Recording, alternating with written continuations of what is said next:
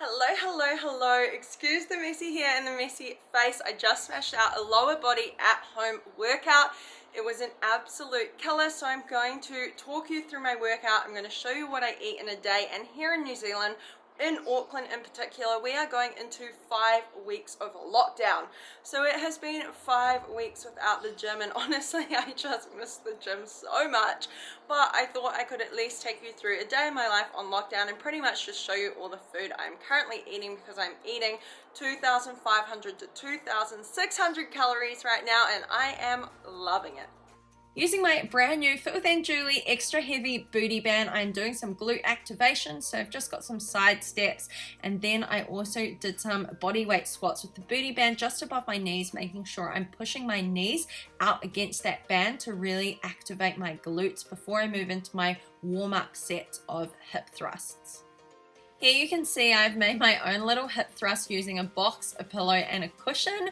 It's honestly all about just making do with what I've got during this lockdown. Ross and I don't have a lot of equipment, so it is a lot about, progressing as best as we can, whether that's through increasing reps, sets, or slowing down the movements. Once I warmed up for my hip thrust, I set a timer and I actually did a 10-minute EMOM.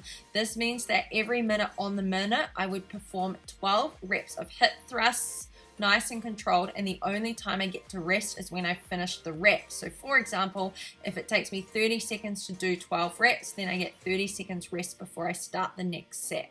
After 120 reps of hip thrusts, I am onto my RDLs. So it's really making sure that I'm controlling that eccentric. So the down portion of the lift, it's nice and controlled before coming back up and making sure that I do not hyperextend at the top. So as you can see, when I come up, I'm not pushing my hips too far forward and arching my back. For the straddle lift, I have raised my feet up standing on the weight plates. This allows me to have more range of motion. So as you can see, I can go a lot lower with the dumbbell and get a full stretch in my glutes at the bottom. As I come up, I'm making sure I don't hyperextend and I'm keeping my neck in line with my spine and my chin tucked down.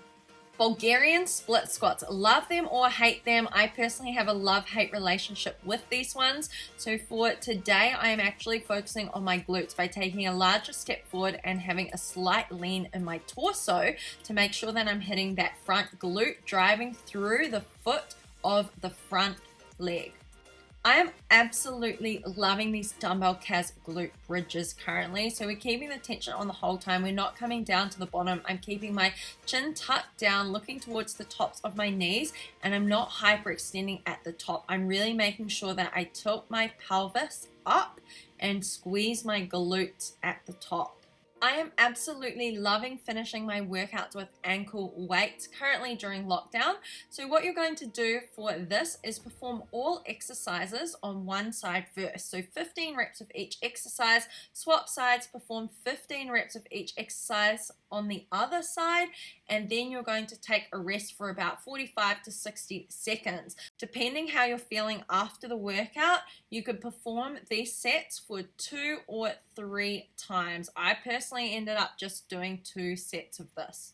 I've sped up the video over this set, but it's really important to make sure that you really focus on your muscle-mind connection when doing this finisher. Your glutes will be burning after the workout, but just make sure that you keep that back flat and don't let your lower back take over.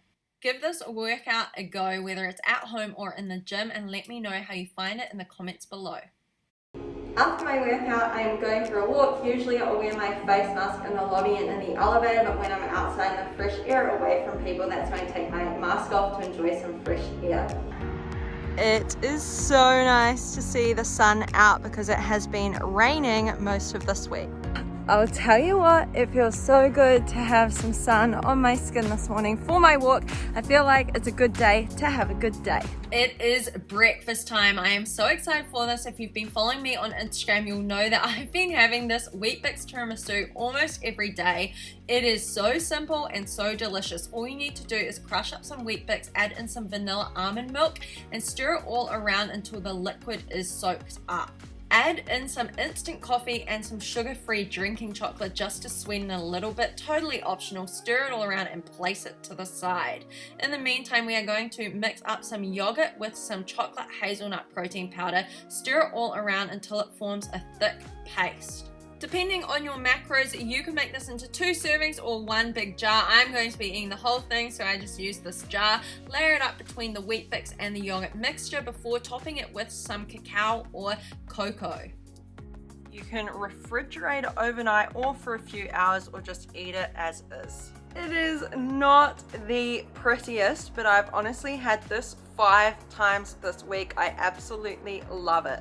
I savored every moment of my tiramisu before making some eggs on toast later on in the morning. By the way, using a lid on your pan like this is the best way to cook your eggs through without running the risk of flipping them and breaking the yolk. So easy.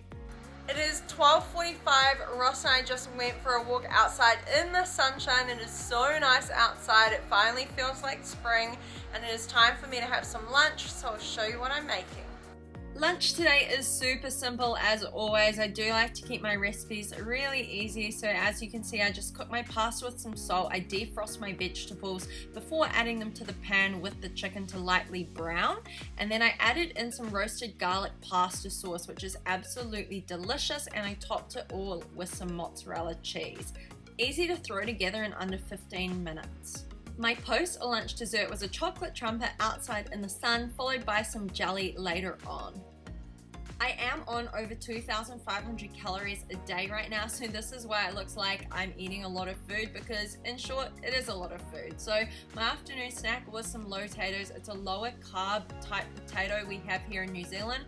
I lightly spray them with some oil and then sprinkle on some Cajun season before baking them until nice and crispy, usually at 200 degrees for about 30 to 35 minutes.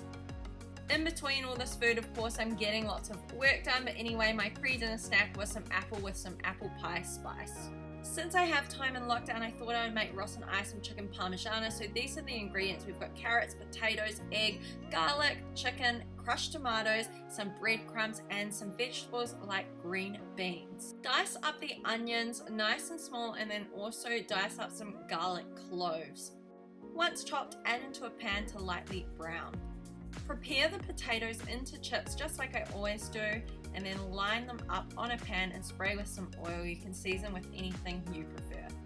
Add in half a can of tomato to the onion and then prepare your vegetables. We are just chopping off the ends of the beans and peeling the carrot in order to chop them into some little kind of veggie sticks. Okay, so we've got the chicken breast and I've cut it open into slices because I don't have a roller to roll it out flat. We've got some flour, some breadcrumb, and some egg.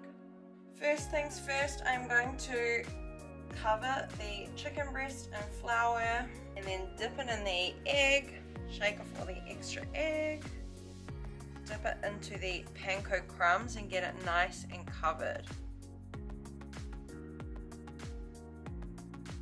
Next up, we're going to sear the chicken breast for 2 to 3 minutes on each side before we top it and put it into the oven. Once the chicken has been cooked for 2 to 3 minutes on each side, we need to dish it up onto a piece of baking paper on an oven-safe tray. Top the chicken breast with the tomato, onion, garlic mix. You can add some parsley if you wish to, and then top it with some cheese. I'm using cheddar cheese. Place the chicken breast in the oven at 200 degrees. Bake whilst you prepare the green beans and the carrots. Pan fry with garlic powder and some Himalayan rock salt. Take out the chips, take out the chicken, and dinner is served. Oh my gosh, how good does this look? Just like that, dinner is served.